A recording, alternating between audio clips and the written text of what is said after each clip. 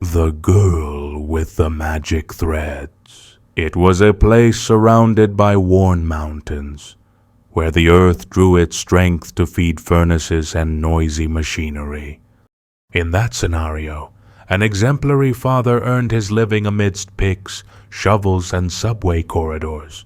Next to him lived a girl named Juliana, known among the miners for her charisma and her willingness to learn any trade she could find along the way.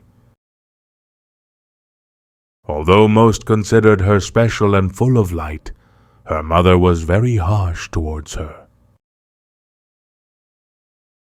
No one understood the reason for this attitude, but everyone agreed that the young girl did not deserve such harsh treatment.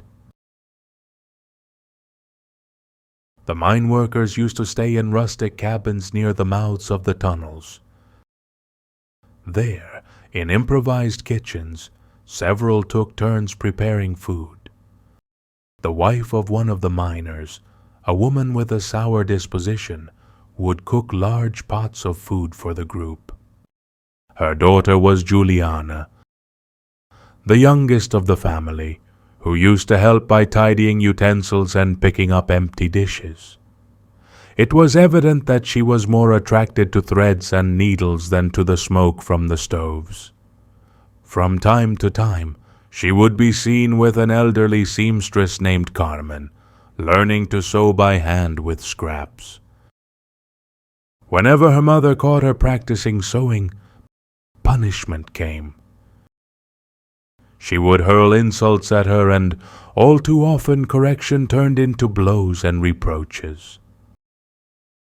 The miners, seeing this injustice, tried to mediate. However, Juliana's father preferred not to intervene, fearing that she would leave and everyone would be left without the food his wife provided. This position generated impotence among the workers, who became the girl's unofficial protection. One day, Juliana began to mend the torn shirt of one of the miners, untucked from constant use in the galleries. By hand, she managed to make the garment impeccable. The group was amazed at the skill she possessed. Her stitch was firm, neat. The girl admitted that she had not mastered everything.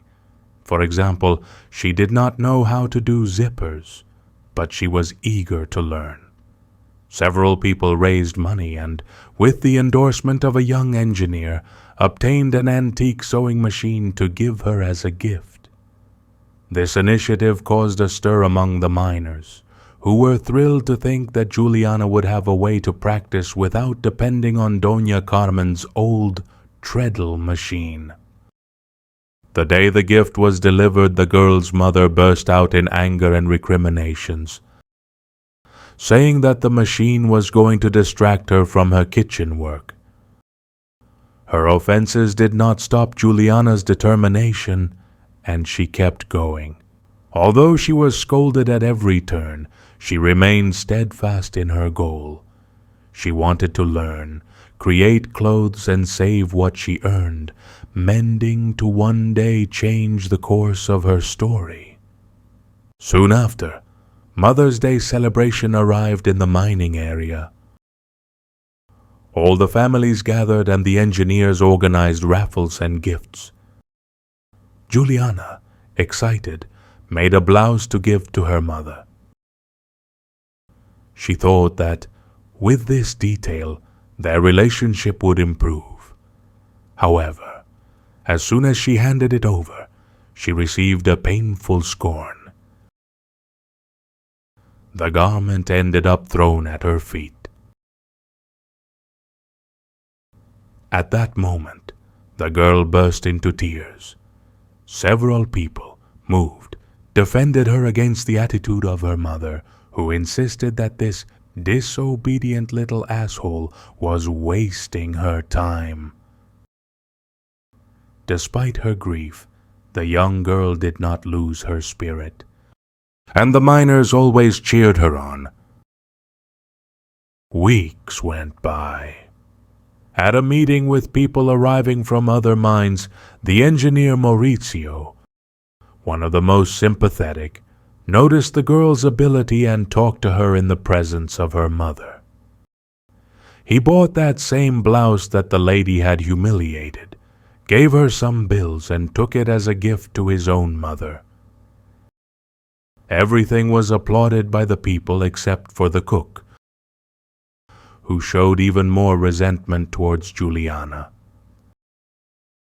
Despite this aggressive atmosphere, the girl continued to practice.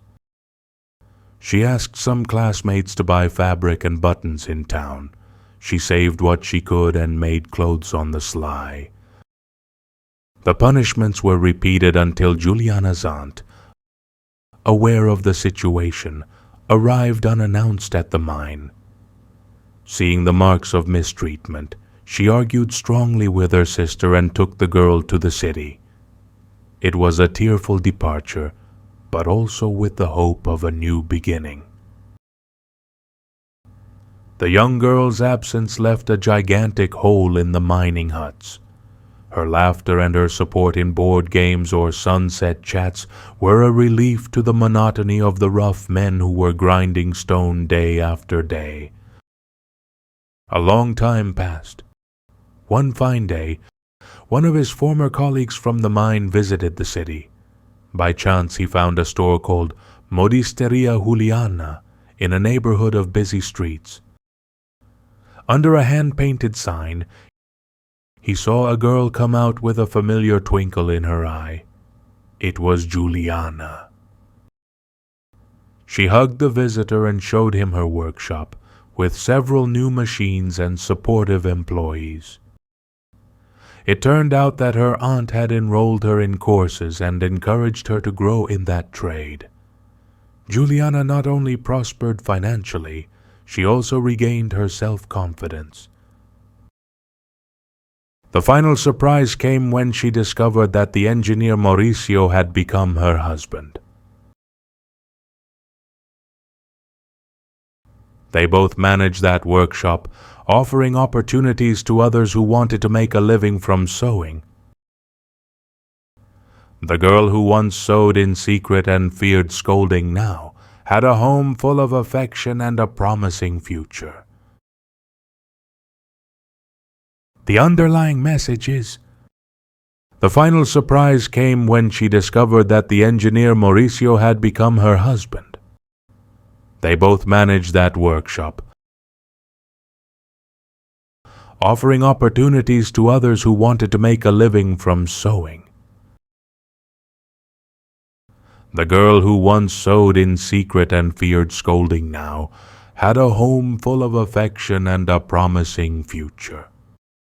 Sometimes love does not always come from those who are supposed to take care of us.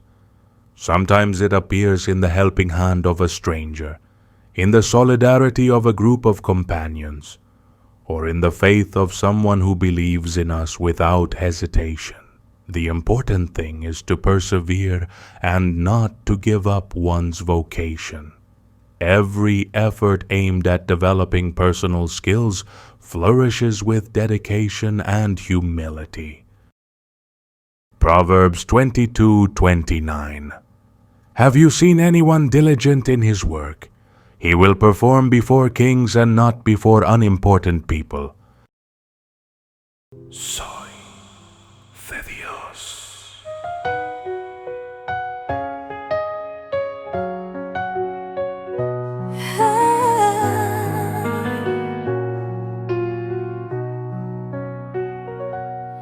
En las sombras de la vida me encontré, rodeada de temor y de dolor, pero en mi alma una voz susurró: no estás sola, yo soy tu Señor. Y cuando todo parecía perdido, cuando el frío apagaba mi voz, tú llegaste con amor finito y encendiste en mi pecho el sol. Tú eres la luz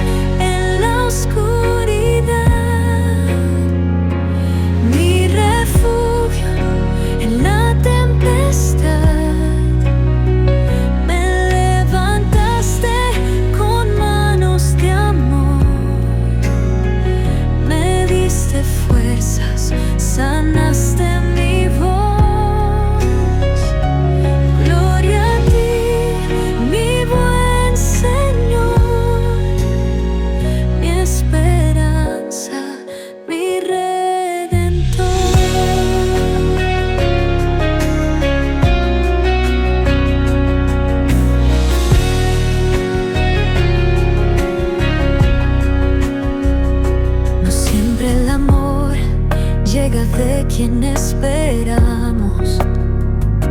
A veces un extraño nos da su calor.